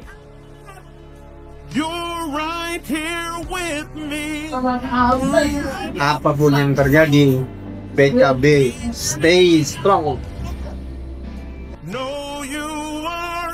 Stay strong PKB.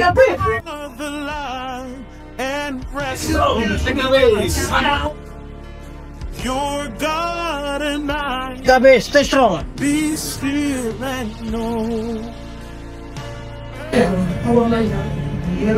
Stay strong PKB.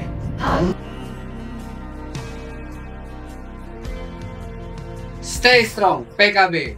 When my heart feels anxious, Stay strong PKB. it's your voice that calms every storm. Stay When I strong find myself Semangat. crying all through the night, you remind me. You remind me to be still and know. Stay strong PKB. You're right here with me. Stay strong PKB. All my troubles, I'll be still and know. Stay strong PKB. Know you are God. You are the Stay strong PKB. and rest for my soul. Stay strong PKB. God, and I'll be still and know you. Stay strong PKB. That never runs dry. No valley too deep. No Stay strong PKB. too high. You are my strength. PKB stay strong. My God, Lord, you're in control. So I Stay strong PKB. still and know you're aware that never runs dry. No Stay strong PKB. Mantap. no mountain too high. Stay strong PKB. You are my strength and you are my God. Stay strong PKB. Control. So Stay strong PKB. be still and know you are God. Stay strong You're PKB. right here with me through all my troubles. PKB stay strong. Know you are God. Stay strong PKB. You are the light and rest for my soul. Stay strong PKB. Be still and PKB stay strong. Stay strong PKB. I'll be still. Pun tantangannya stay strong PKB. Be still and know. Not gonna move. Gonna be still. Oh yeah. Be still and know. Dua, Tiga. tiga. Laju.